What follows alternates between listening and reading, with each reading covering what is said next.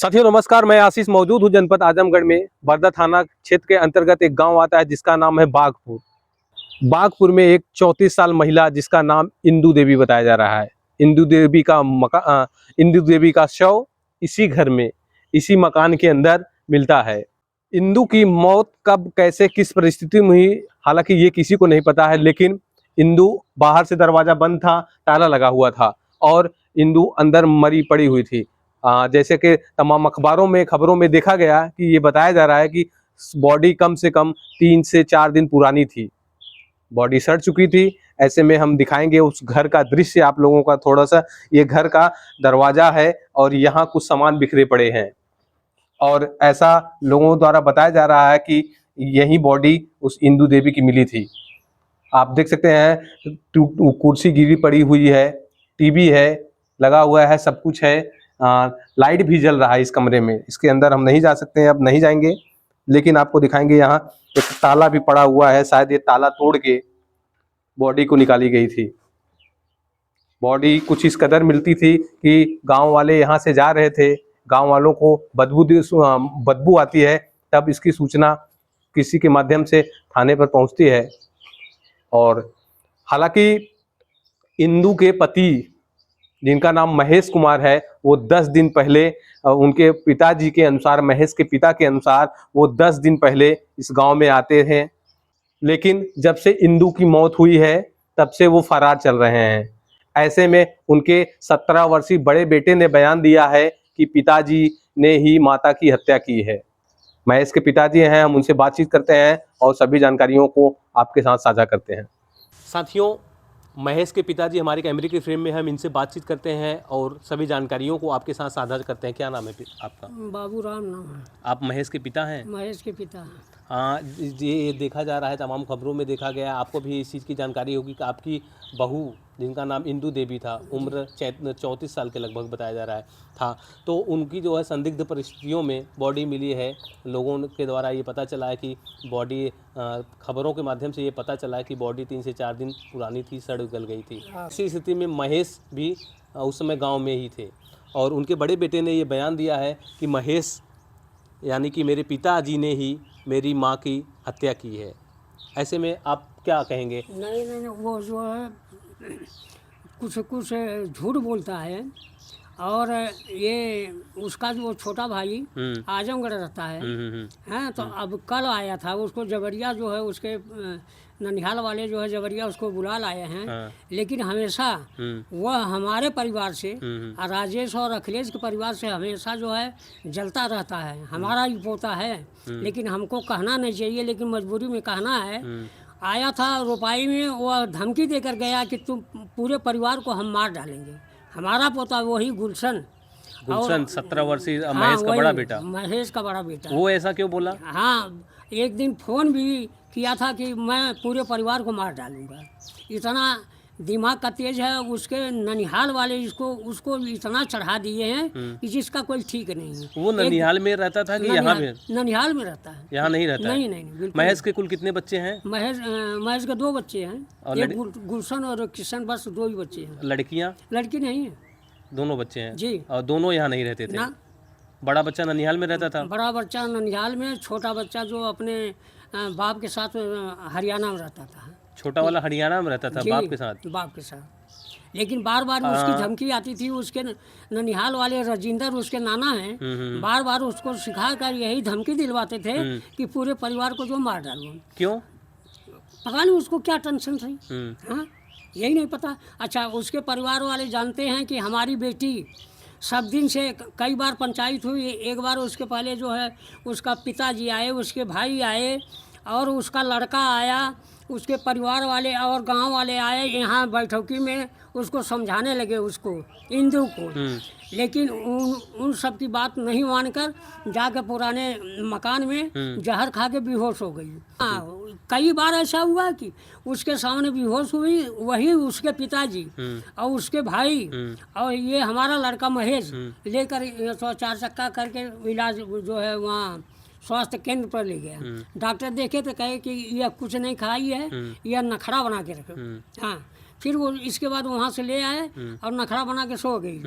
एक तो ये कांड, दूसरा कांड ये हुआ, उसके पहले 4-5 साल पहले वह जो है अपने दोनों बच्चों को लेकर मकान में आग लगाने, बच्चों को लेकर। और उस समय हमारा लड़का महेश और उसका साथी आया था। तो बाहर हम लोग बैठे थे, तो उस समय किसी का मकान नहीं बना था, कच्चा मकान था।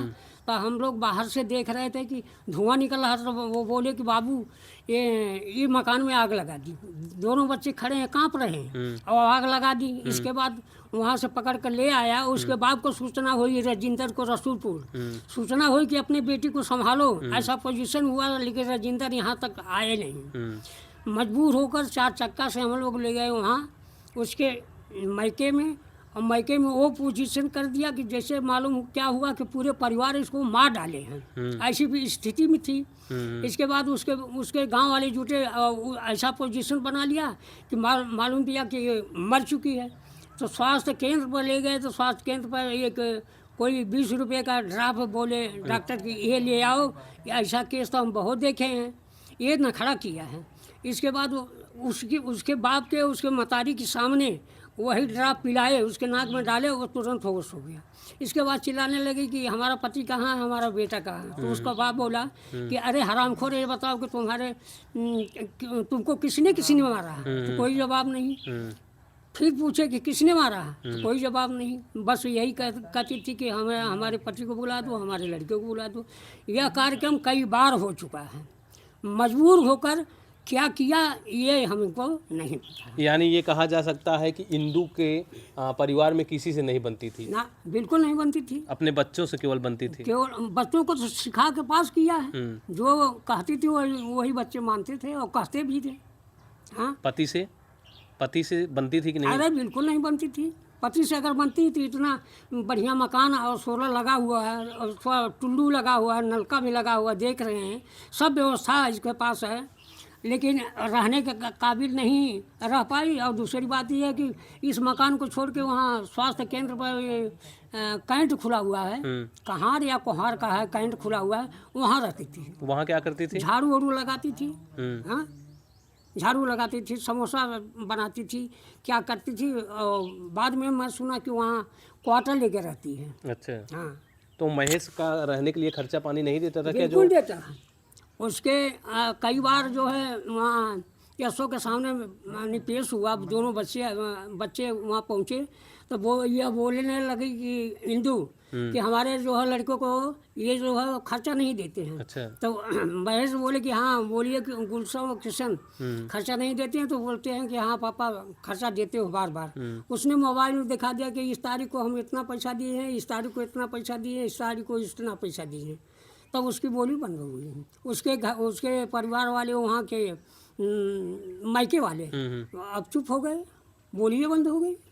अच्छा, ये बताइए, जिस प्रकार से महेश गायब हुआ है, जब से ये खबर चली है कि इंदू की मौत हो चुकी है, उससे पहले महेश गायब था, जाते वक्त आपसे मिला था? ना, बिल्कुल नहीं मिला था। आज आने पर भी नहीं मिला है। मतलब महेश से आपसे नहीं बनती थी क्या? ना, बनती है। हाँ। लेकिन उसका इतना दबाव था, मैं सुन रहा था। उसका जो है ज़्यादातर ये धोबी है ना, वहाँ जाती थी। वो अभी जो है वहाँ जाते थे। और उसका का नाम था कि इधर परिवार वालों से नहीं जाना है। अच्छा। मारे डर के उसके वो न तो हमसे और न तो ये परिवार वालों से ये जाने के लिए बिल्कुल इनकार करते। अच्छा, जिस प्रकार से महेश जो है फरार चल रहा है, अब पूरा शक जो है महेश के ऊपर जा रहा है, बच्चे भी ये बयान दिए हैं, तो इसमें क्या महेश ऐसा कर सकता है? महेश अब ये तो ईश्वर जाने, मैं नहीं बता सकता कर सकता है कि नहीं कर सकता। अगर हम पड़ोस में होते या यहाँ होते तो बिल्कुल बता देते, लेकिन हम दूरी हैं, दूर पे हैं। और यहाँ भी केवल मकान का छत जब लगा है और जब पूजा पाठ हुआ तभी आए हैं। इसके बाद हम यहाँ पर आए नहीं। उस दिन आप कहाँ थे जब इंदू की बॉडी मिली थी? नहीं, हम नहीं थे। कहाँ थे आप? घर पर थे। पता चला कि पुलिस आई है या सो भी आए हैं। तो पुलिस से सब लोग डरते हैं। पुलिस को डर के मारे हम जो है घर से फरार हो गए। अच्छा, आप भाग गए थे? जी। तो उसके मायके वाले आए थे वहाँ? मायके वाले आए थे, बॉडी लेकर गए, थाने पर गए। थाने पर दूसरे दिन मैं पहुँचा तो वहाँ जो है उसके पिताजी यानी कुछ लिखवा रहे थे। और हमारी तरफ देखे न मैं उनसे बोला और न वो तो वो हमसे बोले। इसके बाद वो चले गए और हम जो है शाम को वहाँ से आए, बैठे थे। तो इसके जब से महेश फरार चल रहा है, क्या आपके पास भी कभी फ़ोन ऑन किया हो? ना ना ना ना, एकदम नहीं, नहीं किया। बिल्कुल नहीं। फ़ोन किया होता तब तो जानकारी तब होती कि वो जो फलाट जगह है, तो उसको हम खुद ही जो बुला लाते कि ये घटना क्यों किए, घटना किए तो बताए क्यों नहीं, और घटना करके फरार हो गए तो पूरे परिवार को जो फंसाए क्यों।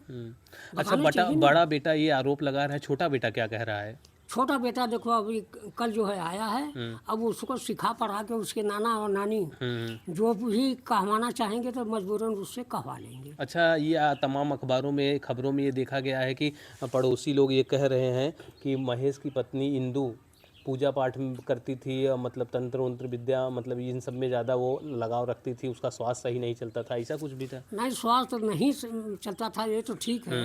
एक बार आया था तो ऐसे जो है यहाँ यशो के यहाँ जो है एप्लीकेशन दिया तो ये वो गया हमारा लड़का, तो यशो बोले कि एक काम करिए कि इसको जो है तुरंत जाके इलाज करवाइए। तो वो जो है ठकमा बाज़ार में पहुंचा, एक डॉक्टर के यहाँ ग्लूकोज चढ़वाया, उसका जो है ये एक्सरे में निकलवाया, तब पता चला कि उसकी बीमारी है। तो कहे चलो ठीक है, ठीक करवा देंगे।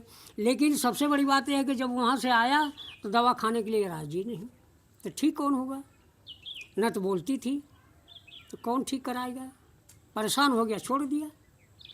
बाद में सुनने में आता है, बाद में ये किसी ने बताया कि उसको कैंसर हो गया, बताती है थाने में जाके कहीं कहीं बताती है हमको कैंसर हो गया, हमको ये हो गया, यही नखरा है उसका। नाटक बनाती है और जाती है तो इतना रूप बेढंग बना के जाती है कि मालूम होता है कि यह जो बहुत गरीब घर की लड़की है। अच्छा, ये बताइए, महेश मान लीजिए कब महेश तक ये खबर जाती है तो आप महेश को क्या कहना चाहेंगे? महेश को कहेंगे कि अगर घटना की हो तो हाजिर हो जाइए, बिल्कुल परिवार बच जाएंगे, और जब तक हाजिर नहीं होगे तो परिवार फंसे रहेंगे। तो घटना किए क्यों, बताना चाहिए ना कि हमें ये दिक्कत है।